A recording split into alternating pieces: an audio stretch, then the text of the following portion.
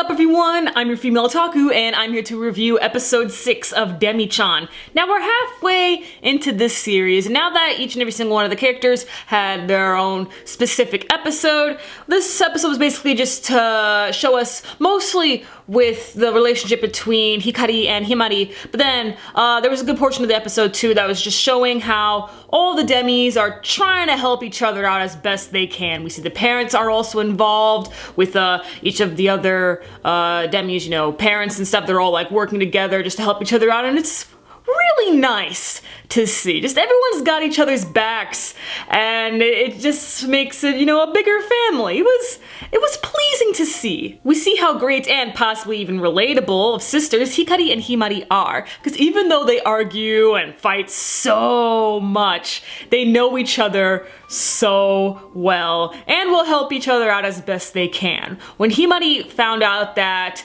maybe Hikari couldn't see herself in mirrors like the vampire legends say, and that's why Hikari has been going to Himari for help with her hair, Himari felt so bad because that morning she told Hikari that she wasn't gonna do her hair. So she felt so bad and was all like, oh no, I have to be there for my sister, I gotta apologize when I see her. But when I first heard that, about the possibility that Hikari couldn't see herself in mirrors, I was just like, no, but we saw her in the camera as she was taking a selfie. We saw that. There's no way. And what do you know? I was correct. She can see herself in mirrors and in photos, so I'm glad that that was done and over with. One thing that I really like about Demi-chan is the running gags. I forgot to mention this last week. My favorite joke in the entire series, where, you know, Machi just repeats the words that Takahashi-sensei says, only with a deeper and deeper voice. Like, that happened last week. Today, what was brought back was the whole, she's so damn erotic. Oh my god.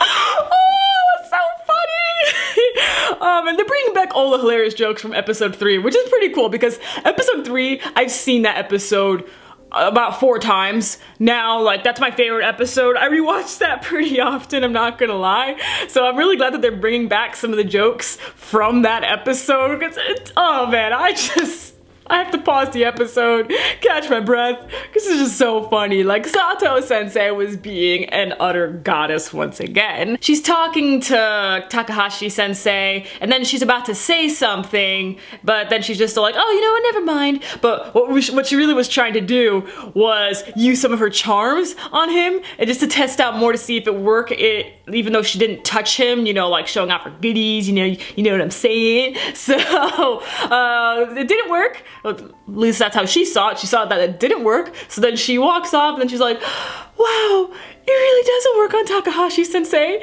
Then this could actually work. But we see Takahashi-sensei at the corner. He's just like scrapping out his heart, man. It's like, oh, it's so damn erotic. Bravo! Bravo, Takahashi-sensei. You're the real MVP.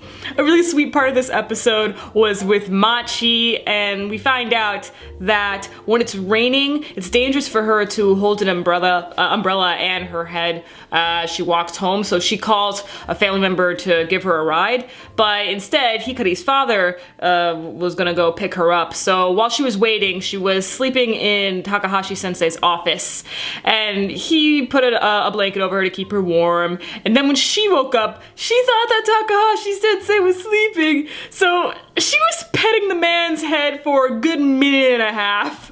Okay. And Takahashi's just like, oh my god. That's so awkward. Oh, his face was priceless. And then she was talking out loud too and stuff. It was like, oh god. And then she put the blanket over him, and then she continued to pet his head once again. It's like, oh boy, that was so awkward. But then Hikari's dad came over to pick her up, and they were gonna go leave a note for Takahashi-sensei as well. And instead of interfering this time, he decided to just let them do all the work and stuff. And that was this episode. A very charming, happy, funny episode. Catch me tomorrow as I review Little Witch Academia and Tales of Asteria the Cross. I'm your female otaku. Sayonara.